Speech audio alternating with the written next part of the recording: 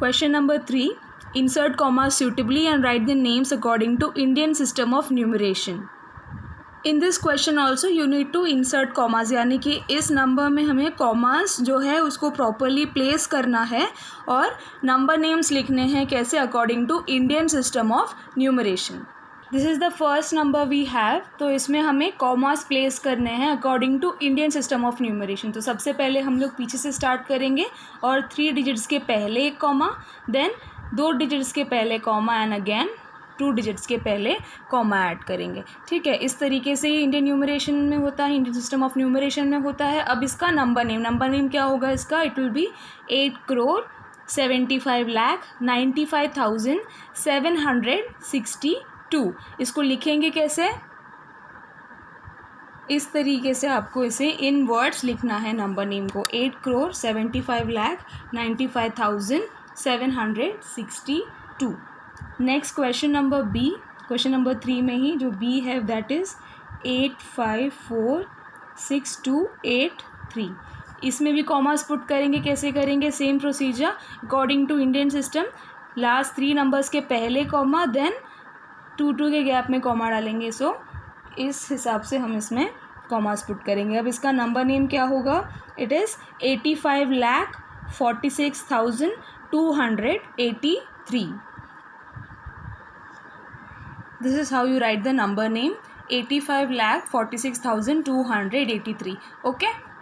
बाकी दोनों क्वेश्चंस जो है वो भी सिमिलर तरीके से कॉमास इंसर्ट करके नेम्स लिखना है according to Indian system of numeration. तो ये आप लोग खुद से ट्राई कीजिए.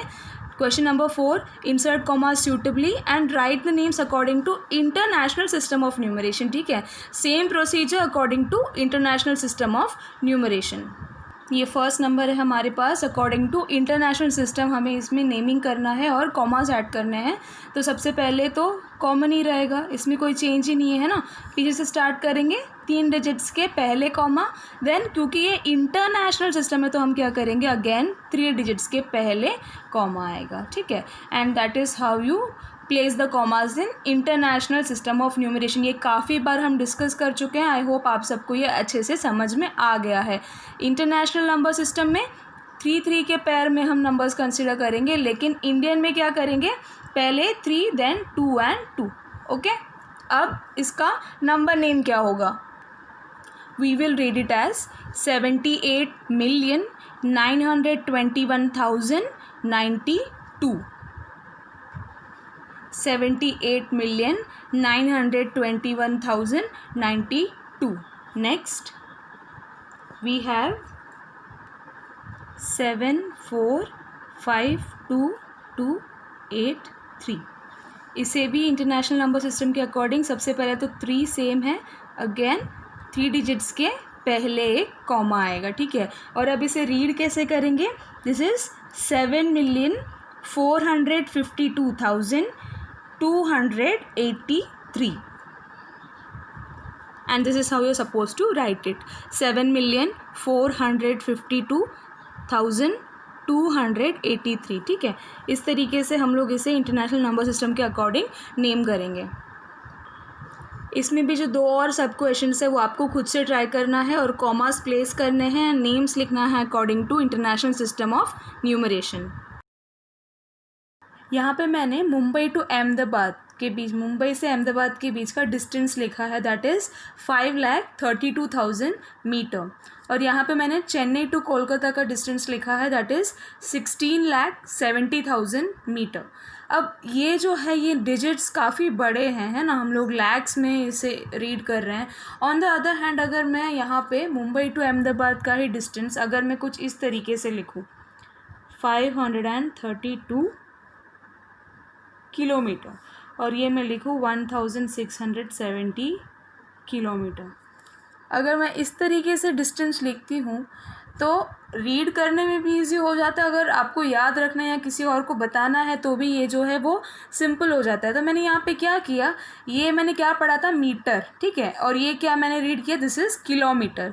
तो मीटर और किलोमीटर दोनों अलग अलग यूनिट्स है ना, यूनिट्स ऑफ डिस्टेंस है, उस हिसाब से मैंने लिखा है. और जब मीटर को मैंने किलोमीटर में कन्वर्ट किया तो ये लास्ट के 3 ज़ीरोज़ मैंने निकाल दिए.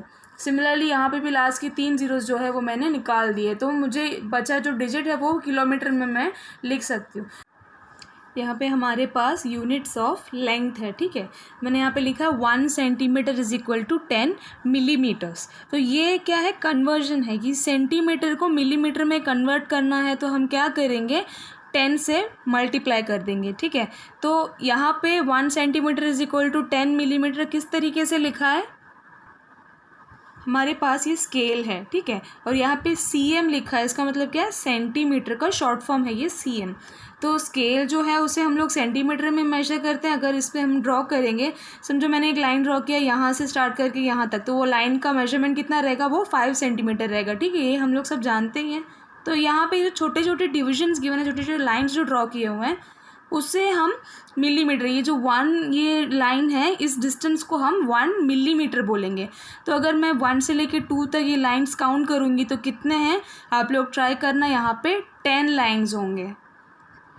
तो that's why we say 1 centimetre is equal to 10 millimetre, ठीक है। ये इस तरीके से डिराइव हुआ है। तो सिमिलरली मीटर जो है सेंटीमीटर से बड़ा यूनिट है, और 1 मीटर कितना होगा, 100 सेंटीमीटर होगा, ठीक है। और 100 सेंटीमीटर है और 10 millimetre is equal to 1 centimetre है ना। तो मैं यहाँ पे कैसे लिख सकती हूँ, 100 और इंटू 10 यानी कि 1000 मिलीमीटर्स, ठीक है।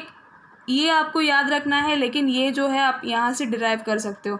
तो यहाँ पे इस तरीके से 1 मीटर के दोनों जो छोटे यूनिट्स है, दोनों में आपको मेजरमेंट्स या फिर वैल्यूज़ गिवन है, और सबसे बड़ा जो यूनिट है वो है 1 किलोमीटर, ठीक है। और किलो यहाँ पे क्या रिप्रेजेंट करता है, 1000 को रिप्रेजेंट करता है। तो किलो यानी कि वो 1000 टाइम्स होता है।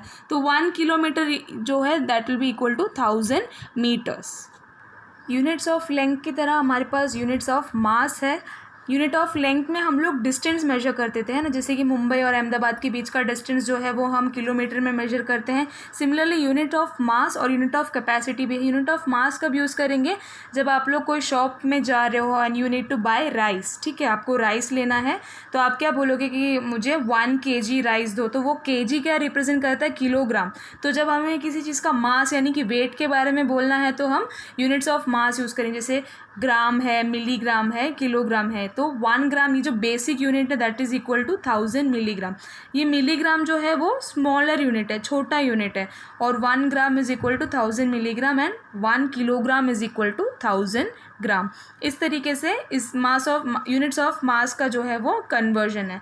सिमिलरली यूनिट्स ऑफ कैपेसिटी, अब यहाँ पे कैपेसिटी क्या है, समझो आपके पास कोई एक बकेट है और उसमें 20 लीटर ऑफ वाटर जो है वो कंटेन कर सकता है, तो वो क्या है, 20 लीटर उस बकेट की कैपेसिटी है।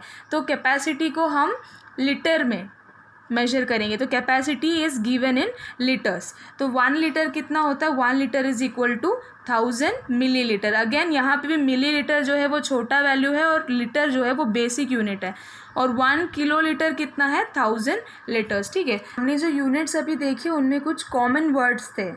Note that in all these units we have some words common like kilo, milli and centi, है ना। You should remember that among these kilo is the greatest, जैसे मैंने बताया किलो सबसे बड़ा होता है and milli is the smallest, मिली सबसे छोटा यूनिट होता है।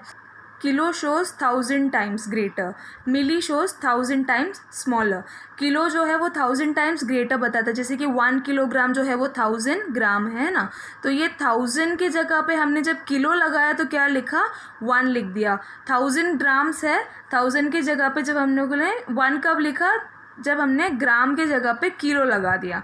Similarly 1 gram is equal to 1000 milligram. तो मिलीग्राम क्या शो, मिली क्या शो करता है, 1000 टाइम्स स्मॉलर, क्योंकि मिलीग्राम जो है वो सबसे स्मॉलेस्ट यूनिट है। तो 1 gram is equal to 1000 milligram. जब 1000 लगाया तो ग्राम के आगे क्या लग गया, मिली लग गया, ठीक है। तो इस तरीके से कन्वर्जन्स थे। और सेंटी क्या शो करता है, सेंटी शोज़ 100 टाइम्स स्मॉलर, यानी कि 1 मीटर जो है वो 100 सेंटीमीटर है। तो जब भी हम सेंटी लगाएंगे तो 1 के आगे 2 और 0 लग जाएंगे, यानी 100 हो जाएगा। यानी कि सेंटी जो है वो 100 टाइम्स स्मॉलर बताता है, मिली जो है वो 1000 टाइम्स स्मॉलर बताता है, और किलो जो है वो 1000 टाइम्स ग्रेटर बताता है। Here we have this question, how many milligrams make 1 kilogram? क्या पूछ रहे हैं कि कितने मिलीग्राम्स मिलकर 1 किलोग्राम बनाते हैं। मैंने आपको ऑलरेडी बता दिया है कि 1 kilogram is equal to 1000 grams, है ना। और ग्राम को मिलीग्राम में करना हो तो हमें 1000 से अप्लाई करना पड़ेगा। तो 1 kilogram is equal to 1000 grams है, विच इज़ इक्वल टू क्या हो जाएगा 1000 इंटू 1000 मिलीग्राम्स, है ना। 1 ग्राम की जगह पे हम क्या लिख सकते हैं 1000 मिलीग्राम, ठीक है। ये शॉर्ट फॉर्म है इसका मिलीग्राम। तो यहाँ पे 1000 इंटू 1000 यानी कि क्या हो जाएगा 1 के बाद कितने ज़ीरोस आएंगे हमारे पास, यहाँ पे 3 है और यहाँ पे 3 है, तो मल्टीप्लाई करेंगे तो 1 2 3 4 5 6 मिलीग्राम। तो 1 kg इज़ इक्वल टू क्या हो जाएगा 10 लाख मिलीग्राम। तो ये क्वेश्चन का आंसर क्या हुआ 10 lakh milligrams make 1 kilogram. This is how you should form a proper sentence and write the answer. Second question, a box contains 2 lakh medicine tablets each weighing 20 milligram. What is the total weight of all tablets in the box in grams and in kilograms? हमें बताया है question में कि एक box है जिसमें 2 lakh medicine tablets है, ठीक है। और ईच वेइंग का मतलब क्या है हर एक का वेट कितना है 20 milligram. What is the total weight, यानी कि हमें टोटल वेट पता करना है ऑल द टैबलेट्स का, सारे टैबलेट्स का। कौन से यूनिट्स में, एक तो ग्राम में और किलोग्राम में, इन दोनों में हमें टैबलेट का टोटल वेट फाइंड करना है। हमारे पास वेट ऑफ 1 मेडिसिन टैबलेट क्या गिवन है 20 मिलीग्राम, है ना। और टोटल मेडिसिन टैबलेट्स कितने हैं हमारे पास 2 लाख है। तो weight of 2 lakh medicine tablets कितने होंगे, एक का जितना भी वेट होगा उसको 2 लाख से मल्टीप्लाई कर देंगे, है ना। अगर आपके पास समझो एक पेन ख़रीदना है आपको और एक पेन का कॉस्ट जो है वो 5 रुपीज़ है, ठीक है। एक पेन का जो कॉस्ट है वो 5 रुपीज़ है। तो आपको अगर 10 पेन्स ख़रीदने हैं, ठीक है, तो क्या करेंगे एक पेन का कॉस्ट अगर 5 रुपीज़ है तो 10 का कितना होगा 5 इंटू 10 यानी कि 50, है ना। अगर एक का कॉस्ट 5 है तो 10 के लिए क्या किया हमने एक के कॉस्ट से जितना भी हमें रिक्वायर है उसे मल्टीप्लाई कर दिया। तो यहाँ पे हमारा एक का जो वेट है वो है 20 और हमें कितने के लिए फाइंड करना है 2 लाख के लिए। तो हम क्या करेंगे 2 लाख इंटू 20 कर देंगे, ठीक है। इसका आंसर क्या आएगा 4, 2 इंटू 2 4 और कितने ज़ीरोज़ बनेंगे 1 2 3 4 5 एंड 6, तो 6 ज़ीरोज़ आएंगे आफ्टर 4, ठीक है। कॉमास पुट करेंगे for easy reading, then we will get 40 lakh milligram होगा, ठीक है। 40 लाख मिलीग्राम जो है वो 2 लाख मेडिसिन टैबलेट का वेट है, लेकिन ये मिलीग्राम में है। हमें क्वेश्चन में क्या बोला था what is the total weight of all tablets in grams and kilograms, हमें ग्राम्स एंड किलोग्राम्स में फाइंड करना है। तो हम इसको मिलीग्राम को ग्राम में कन्वर्ट करेंगे और हमें पता है कि 1 ग्राम कितना होता है 1000 मिलीग्राम होता है ना।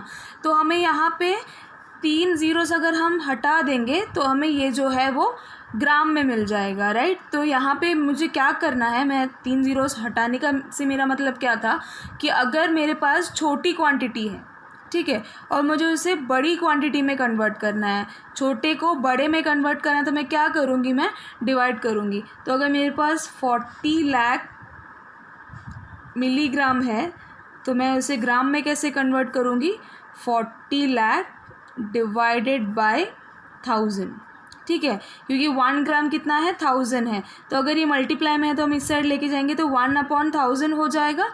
तो यहाँ पे मैंने डिवाइड कर दिया, ठीक है। तो 3 ज़ीरोज़ न्यूमरेटर और डिनोमिनेटर से कैंसिल हो जाएंगे, तो मुझे कितने ग्राम्स मिलेंगे, आई विल गेट 4000 ग्राम्स, ठीक है। 4000 ग्राम्स में वेट मिल गया। समझ में आ रहा है मैंने क्या किया, छोटा यूनिट था मेरे पास, मुझे बड़े यूनिट में कन्वर्ट करने के लिए मैंने क्या कर दिया 1000 से डिवाइड कर दिया। सिमिलरली हमें ग्राम्स को किलोग्राम में कन्वर्ट करना है ना, और यहाँ पे 1000 gram is equal to 1 kilogram. Same process, gram है छोटा यूनिट है, किलोग्राम है बड़ा यूनिट है, तो क्या करेंगे हम जितना भी उसका उनके बीच का जो मल्टीप्लाई है उसे हम लोग डिवाइड कर देंगे। तो यहाँ पे मेरे पास है 4000 ग्राम्स, ठीक है, तो मुझे इसको किलोग्राम में कन्वर्ट करना है, तो मैं क्या करूँगी 4000 डिवाइड बाय 1000। ठीक है, छोटे से बड़े में कन्वर्ट करने के लिए हमेशा डिवाइड करेंगे। तो यहाँ पे zeros cancel which is equal to 4 kg। तो हमारे मेडिसिन्स का वेट हमें मिल गया, total weight. Therefore, the total weight in grams is 4000 grams and in kilograms is 4 kilogram.